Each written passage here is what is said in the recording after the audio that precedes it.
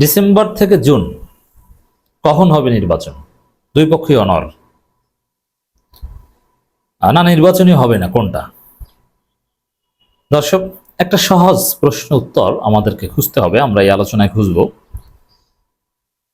যেই জাতি বা যেই বিএনপি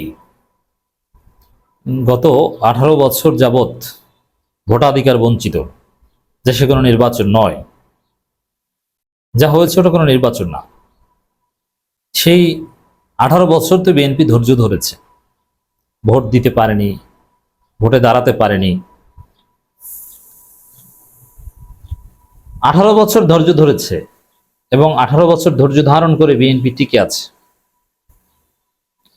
গম খেতে, ধান খেতে, পাট খেতে ঘুমিয়েছে, গোয়াল ঘরে ঘুমিয়েছে, বিএনপি টিকে আছে। 18 বছর এভাবে নির্যাতনের শিকার হয়েছে, দেশ সারা হয়েছে, শত শত মামলায় জর্জরিত হয়েছে। সেই বিএনপি 3-4 মাস সহ্য করতে পারে না, এটা কি বিশ্বাসযোগ্য? যেমন ইউনূস বলেছেন ডিসেম্বর থেকে জুনের মধ্যে, এর মানে ডিসেম্বর থেকে জুনের মধ্যে, আর বিএনপি হচ্ছে ডিসেম্বরে। তাহলে পার্থক্য মূলত 3 মাস, 2.5 মাস, 2 মাস। তাই 2, 3, 2.5 মাস বা 4 মাস সহ্য করতে পারছে না বিএনপি। কেন? 18 বছর যারা সহ্য করতে পেরেছে তারা এই কয়েক মাস, 2-2.5 মাস সহ্য করতে পারবে না কেন? বিএনপি তো এটা বললেই হয়, ঠিক আছে, ডিসেম্বর থেকে জুনের মধ্যেই যেন হয়। যেমন জামাত বলেছে যে প্রধান উপদেষ্টা যেটা বলেছেন এটার মধ্যেই যেন হয়, তাহলে তার কোনো ঝগড়া থাকে না। বিএনপি এরকম বললেই তো, ঠিক আছে, রোডম্যাপ দিয়েছেন ডিসেম্বর থেকে জুনের মধ্যে, এটা যেন এদিক ওদিক হয় না। ইউনূস বলে দিয়েছেন যে জুনের পরে আমরা একদিনও ক্ষমতায় থাকবো না, জুন থেকে একটু দূরে যাবে না। কিন্তু বিএনপির কথা না, ডিসেম্বর থেকে জুনের মধ্যে, মানে 2-2.5 মাস সহ্য করতে পারবে না। ডিসেম্বরে নির্বাচন, ডিসেম্বরে হতে হবে, ডিসেম্বরে হবে।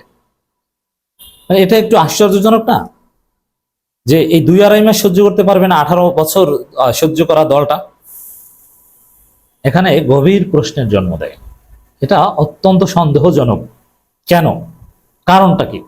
এই কারণটা আমাদেরকে খুঁজতে হবে।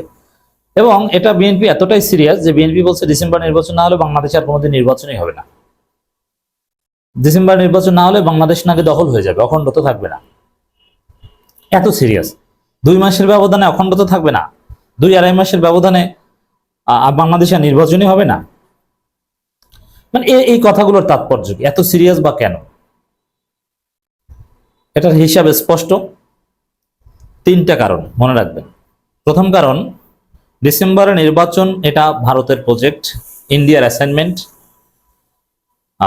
ইন্ডিয়া বলেছে বিএনপিকে যে ডিসেম্বরের নির্বাচন এটা যদি তোমরা আদায় করতে পারো, তাহলে আওয়ামী লীগকে যেরকম আমরা সার্ভিস দিয়েছি, রক্ষা করেছি, তোমাদেরকে সেভাবে রক্ষা করবো, তোমরা দীর্ঘদিন ক্ষমতায় থাকতে পারবা। ইন্ডিয়ার প্রজেক্ট। এখন ইন্ডিয়ার প্রজেক্টটা কেন? ইন্ডিয়ার প্রজেক্ট হচ্ছে, দেখেন সহজ হিসাব, হাসিনার বিচার কিন্তু শুরু হয়েছে। এখন যতই দ্রুত গতিতে বিচার হোক, এরপরে ট্রাইব্যুনাল রায় হবে, আপিল করবে, রিভিউ হবে, এগুলো সব প্রসেস ডিসেম্বরের মধ্যে কিছুতে বিদ্যুৎ গতিতে হলো সম্ভব নয়। তবে সম্ভব মার্চ এপ্রিলের মধ্যে।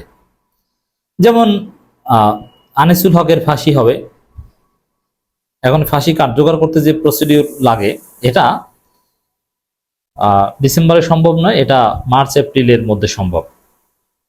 এই জিনিসটা ঠেকানোর জন্যে হাসিনার ফাঁসি তো কার্যকর হতে পারবে না, রায় হবে, কিন্তু আনিসুল হকের ফাঁসি কার্যকর হবে, সালমান এফ রহমানের যাবজ্জীবন হবে।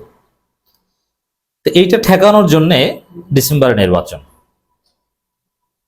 2 মাস 2.5 মাস ধৈর্য কুলাচ্ছে না। শুধু যদি বিএনপি রিলেটেড হতো, এটা যদি বিএনপির ক্ষমতা আসার স্বার্থের সাথে রিলেটেড হতো, তাহলে বিএনপি অবলীলায় 2-2.5 মাস ধৈর্য ধরতো না, ঠিক আছে, 2-2.5 মাস তো কোনো ব্যাপার না।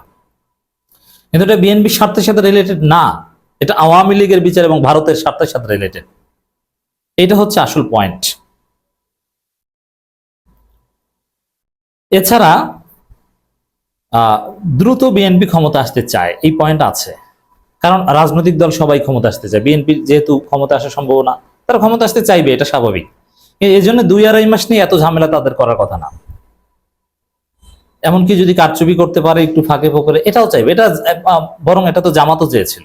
আমি সমালোচনা করি সবার। 2006 সালে যে কারচুপি নির্বাচন আয়োজন করেছিল, যার পরিপ্রেক্ষিতে 1-11 ঘটেছে, সেখানে কি জামাত জানতো না যে এটা কারচুপি নির্বাচন?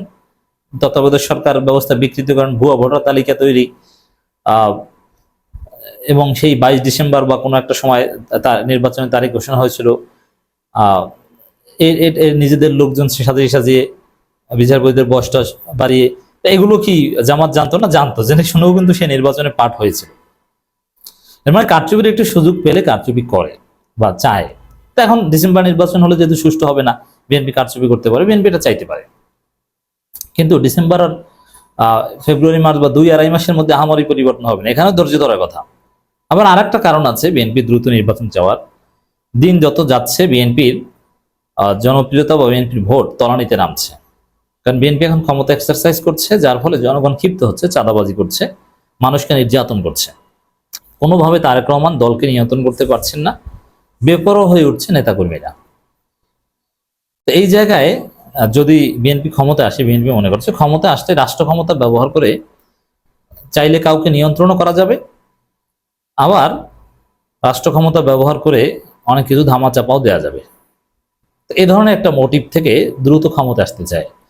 আর এটা যে কেউ, আমি মনে করি যদি জামাতের এরকম অবস্থা থাকতো যে না দ্রুত নির্বাচন হলে তারা ক্ষমতায় আসবে, আর নির্বাচন দেরি হলে তাদের জনপ্রিয়তা কমে যাচ্ছে, তারাও নির্বাচনের জন্য পাগল হয়ে যেত, সংস্কার বাদ দিয়ে নির্বাচনের কথা বলতে। এর মানে ক্ষমতায় আসার কোনো অপশন যদি থাকে, তাও যদি আবার নির্বাচনের মধ্য দিয়ে, তাহলে যারা ক্ষমতায় আসবে এটা মোটামুটি নিশ্চিত, তারা চাইবে, এটা স্বাভাবিক।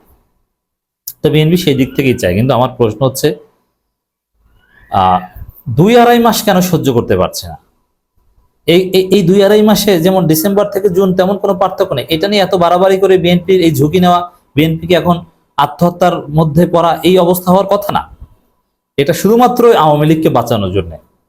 আর বিএনপি মনে করে যে আওয়ামী লীগের রাজনীতি না থাকলে বিএনপি থাকে না, কারণ রাজনীতিতে নিজের চাইতে খারাপ প্রতিপক্ষ দরকার। তা আওয়ামী লীগ থাকলেই তো নিজের চাইতে খারাপ প্রতিপক্ষ হয় না। আওয়ামী লীগ ছিল বলেই বিএনপি এতদিন টিকে ছিল, নইলে এতদিন বিএনপি হারিয়ে যেত। তাই যে বিএনপিকে মানুষ সমর্থন করেছে কেন? আওয়ামী লীগের বিরুদ্ধে। এখন আওয়ামী লীগ নাই, বিএনপি আওয়ামী লীগের মতো হয়েছে, বিএনপিকে সমর্থন কেন করবে? এই জন্য আওয়ামী লীগকে বাঁচিয়ে রাখা, আওয়ামী লীগের বিচার যাতে না হয়, এটা বিএনপির জন্য অনিবার্য, ওয়াজিব, সেটা করছে।